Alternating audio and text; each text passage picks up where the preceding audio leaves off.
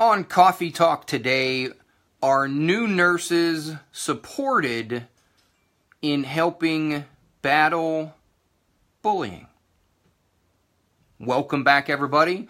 Another episode of Coffee Talk, a live video version where I talk and drink coffee. Welcome back to all my replay viewers. Thanks for hanging out with me. Talking a little bit today about bullying and supporting our new nurses. Conversation a couple weeks ago with some of my nurses that I work with, some of my ICU nurses. Talking about orientation process and new nurses. And everybody has a new nurse story. Everybody has that horrible experience where they were with a preceptor that was the typical standard eat your young kind of experience. They were the drill instructor, they were rigid, they were mean, they were nasty, they were demanding, they expected almost too much out of you, they demoralized you. These particular preceptors are horrible preceptors to begin with, but they make life for the new nurse pretty much a living hell. They do everything in their power to scare them and to frighten them and push them out of the profession. Whether they do it on purpose or not, that's what ends up happening. New nurses are freaking scared. For anybody who doesn't remember that, starting the first nursing job you have is one of the most terrifying experiences you'll ever have. Because they don't teach you what you need to know in nursing school. They teach you enough to get you to pass an exam. That kind of important NCLEX. It's pretty much all they do. They prep you for that. That's nursing school. You learn the basic of a basic so that they can release you into the wild, and I hope you figure it out with your preceptor that takes care of you. And while that's a good thing, it's also a really bad thing. So if you get the new nurse who is in an environment that is not welcoming, not a teaching environment, not open to new experiences, and is a volatile or poisonous work environment, you pretty much have sealed their fate. Because that's their very first experience as a new nurse. They're bright-eyed and bushy-tailed, they have rose-colored glasses, they're loving everything about the profession, they're excited to learn, they're excited to embark on this new journey. They can't wait to get their hands dirty. They can't wait to learn these new things. And here you have a preceptor who basically is bullying them into learning the job. Force-feeding them to do it their way. Or not teaching them, but preaching to them. And that's the worst preceptor I know of. Next to the preceptor that is the passive-aggressive harpy that loves to make the new nurse feel as guilty as humanly possible, and for that new nurse to start questioning everything they do. I wish I was making all this stuff up. I wish that it was isolated. I wish that it was not common. But the reality is, it is common. It's almost the norm. Finding a nurturing, engaging, and growing environment is actually hard to find. Which is why I want every new nurse out there, while everybody has to pay the bills and got to get a job, I would really do your homework on that first job you have. Making sure that it is an inviting, educational, and engaging environment for you to learn the job that you need to learn. We got a handful of people that are hanging out with me in the live feed. John, thanks for hanging out with me. And my sister, Sharita, always supportive. Thanks for hanging out. Julie just joined us. Thanks for hanging out, Julie. We're talking about supporting new nurses. This has to do, of course, with bullying. Talking about bullying again. Live video, coffee talk. Sean's talking, and he's drinking coffee. I know that's a surprise. My rant is this. I want everybody to start remembering what it was like to be the new person, the new guy, the new girl. I want you to not forget where you came from. That is what you can do to battle nurse bullying, lateral violence, and those ridiculous, idiotic preceptors out there that scare the living daylights out of new nurses. You can help advocate for them. We advocate for our patients. We do a really good job of that. We don't advocate for not only ourselves, but we don't advocate for our fellow nurse, for our coworkers, especially the new nurses. There are some great learning environments out there that support new nurses and support a active and learning environment for these new nurses to learn the job and to master their skills and to become experts in their field. But it's not enough. There's not enough of them out there. We have to take the reins ourselves. We got to take the bull by the horns. We need to start advocating for each other. And the first step is to support new nurses. And all you got to do is just ask how they're doing. Maybe you're not the preceptor. Maybe you're not the precepting type, or you don't like to precept. And that's fine. Not everybody likes to be in the educational role. I love it. I absolutely love it. It's time consuming. It is overwhelming at times, and it can be exhaustive, but I absolutely love it. I love seeing when the light goes off, the light bulb. I love seeing when students connect the dots. I love the oh my God moment for any level of student. Whether I'm teaching the student nurse who's finishing their RN, because I don't see LPNs anymore, who's finishing their RN, or maybe the respiratory therapist student that I see, med students, NP students, and residents that I have the pleasure of helping, being a part of their educational process. I love seeing the light bulb go off when you take some didactic thought or concept and you're able to see it happen in real time, to able to see it happen in real life. To be able to connect those dots, to be able to see, what a CVP does and how it goes up and down and waveforms. And here I am talking about ICU again because that's just my love and that's my home.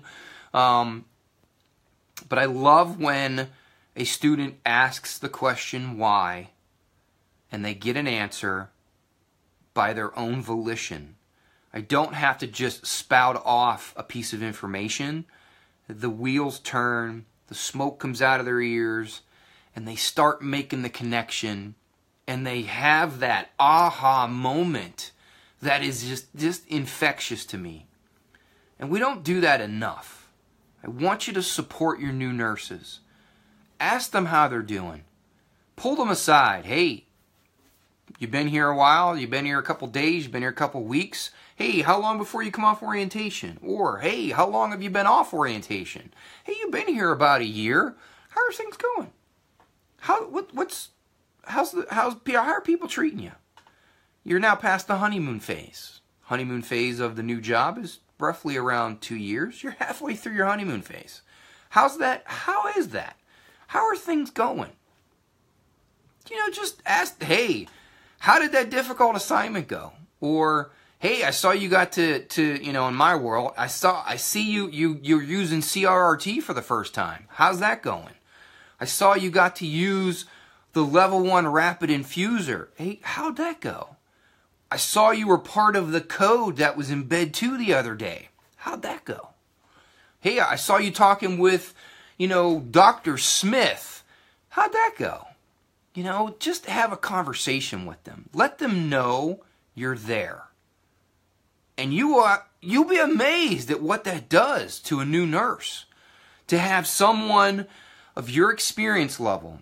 And it doesn't matter what your experience level is. I don't care if you've been doing this 15 years or 15 minutes. Showing your support to a new nurse is a life-changing for that new nurse. A couple more people rolling in on the live feed. Lindsay, thanks for hanging out with us. Talking about supporting new nurses. This is my ploy. This is my effort to try and combat lateral violence and nurse bullying out there. And the single best thing we can do, which takes absolutely no money, no effort whatsoever, is just to offer some support to the new nurses. And maybe this doesn't even have to be with new nurses. It could be with any experience level, any nurse. Just walk up to them, have a 2-minute conversation. Hey, how's it going? How you doing? I saw you in the cafeteria the other day. How's it going? Just start with that. And maybe they don't want to share anything with you. Maybe they're not ready for that. Maybe they don't know you. Maybe they don't know if they can trust you. Maybe they've had one too many people stab them in the back. Maybe they're shy. Maybe they're freaking scared of you. So you got to break down barriers by being the person to start the conversation. Julie says new nurses, CNAs that she works with, try to encourage them all. Even us old nurses, sometimes it's easy to forget just how we need to support them some days. Thanks for awesome. Yeah, and that's really what it comes down to, is that we have a tendency to get into the automaton, the automatic mode. We're ready to get shiz done. We go into 5th gear and we go at it because we know what needs done and we get it done. And we sometimes have to take a step back, step outside of ourselves, outside of our role, and just take in the environment, take in the scenery, and look at what you got going on. And stop for a split second and be like, I wonder how everybody's doing. Because, we take for granted that there's so many cogs in the machine. There's so many cogs that we sometimes forget to just say thank you, or to just say, hey, how you doing?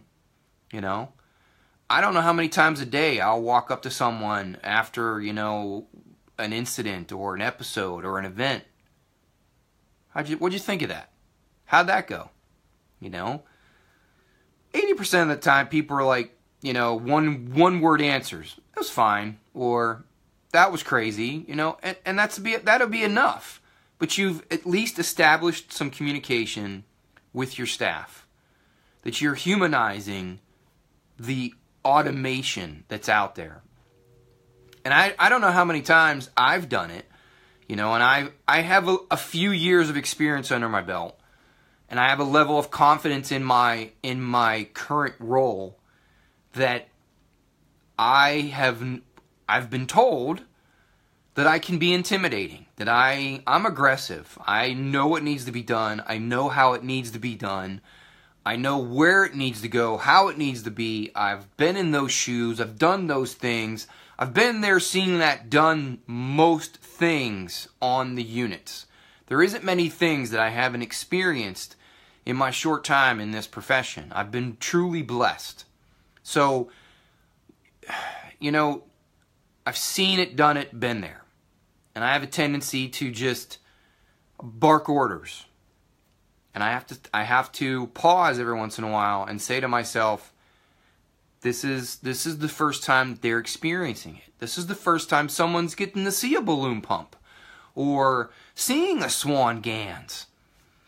This is the first time someone's setting up an arterial line. This is the first time someone is taking care of somebody on that drip or post-cardiac arrest, or someone who's, in florid heart failure, and take a split second when they have a moment, or even at the bedside, and you're in the middle of doing something. You're like, how's it going? How you doing? And I've actually had cases where nurses break down in tears because they just needed a moment. Because they feel like there's just so much going on. There's so much being required of them. There's so much being asked of them that nobody took a second to just be human with them. And you know what? Hey, how you doing? Got a couple more people hanging out in the live feed. I think I saw Frankie. Yep, Frankie hanging out with us. Pam's hanging out with us, and Tori. Tori says, I think too, for those experienced nurses to acknowledge that what the new nurse is going through is tough. Abso-freaking-lutely. Yes. I have said on and most recently, Tori, I'm going to share with you and with everybody else. To me, I've experienced this more than once. Had a patient who went into AFib RVR, and they became hemodynamically unstable. ACLS protocol, for those of you that don't know, for those of you that have never experienced it, when someone is in AFib RVR or goes into an AFib RVR that progresses into an SVT, when the rate is high enough, someone is in a high enough rate or in an SVT, and they become hypotensive, it becomes an emergency.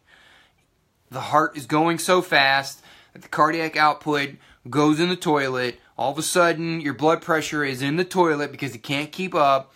Cardiac output, stroke volume versus the heart rate, you guys get it, okay? So stroke volume is not keeping up, so the heart rate's too fast, therefore you have this low blood pressure. The only way to fix the blood pressure is to fix the heart rate. Doesn't matter what you do to the blood pressure. You can throw a bunch of fluids at it, you can give it a bunch of vasopressive medications, but the only thing that's going to fix it is by fixing the heart rate. And one of the drugs we use, standardized drugs, is adenosine. Every once in a while you can use amiodarone, but we call it the adenosine challenge. Because you don't know if it's SVT, or if it's AFib RVR, or if it's some underlying atrial crazy rhythm. It's going too fast, heart rate of 180, 190, 200. You got to slow that heart rate down. So you give them amiodarone, and what it does is it resets the circuitry. It gives it a split-second pause, and it resets the heart rate. And what it's supposed to do is stop it and restart it so that it goes at a slower rate. Now, I've done this enough times that this is routine to me. And I've given it as adenosine. You want to give it a specific way. When you give it, you have to flush it fast, and you have to hit it fast, and there's a certain way you have to do it. And when I gave one of the first times I gave it, I screwed up, and I didn't give it fast enough, and it took a little while for the adenosine to work. And I was all thumbs. So nervous. New nurse, umpteen years ago, and I screwed it up. Well, we did it in my unit several weeks ago. Heck, I don't know how long ago it was. Brand new nurse, on orientation, went through the same exact process, and they screwed it up just like I did. But the med finally worked, and we got the job done. When it was all said and done, we did a little bit of what I call, everybody knows, is the debrief. We took 5 minutes, and I was like, how'd you think that went? And there was like small pause, and they were nervous, and they didn't know what to say. And I want to tell you that what you experienced, I did the exact same thing. This stuff is hard. And I screwed up, royally screwed up. In fact, I dropped a syringe when I did it.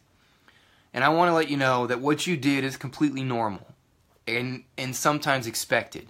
And you did wonderfully because you didn't skip a beat. You kept moving forward. You didn't freeze. And you didn't cry right in front of the patient. You did awesome. And later on, a day later, I saw the preceptor and I saw the nurse manager, and I told them as well, hey, I want to let you know so-and-so did really well. They did AFib, we did a SVT, we did pushed meds, blah, blah, blah, and this is what happened. I want to let you know they did really well.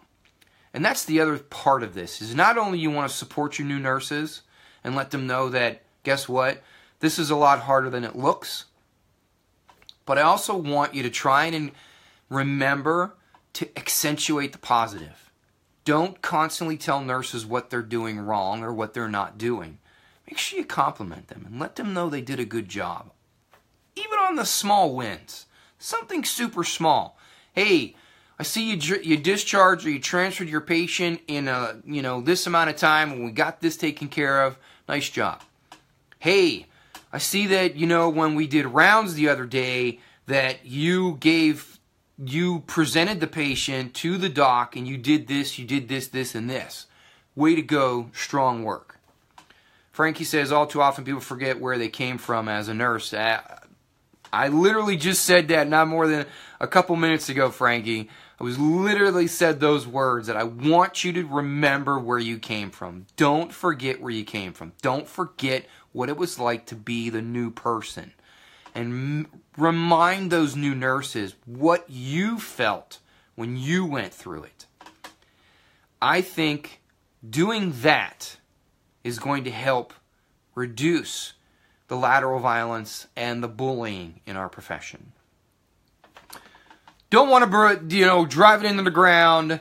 For all my new nurses out there, for all my seasoned nurses out there, I want you to accentuate the positive. I want you to make sure that you're reaching out to these new nurses, even the new nurse in your unit. Doesn't have to be a new grad. Reach out to them. Ask them how they're doing. Offer support, even if it's just to let them vent or to share an experience. Just make sure that you reach out to your new nurses. We need to support them so that they can contribute to our profession the same way that you already do. Another vlog series, Coffee Talk vlog series where I talk and I drink coffee. Thanks everybody that hung out with me during the live feed. You know where to find me, Sean Dent, out on the internet. Really, it's hard not to find me. Reach out to me if you have any questions, anything I can help you with. We have this vlog series, and I still do my Hey Sean vlog series. You can head on over to heysean.info. All of my questions that I answer are on a singular website. All of my videos, no matter where I start them, eventually will end up on my YouTube channel. Check it out. And what do we say to end every video? As always, check your own pulse first.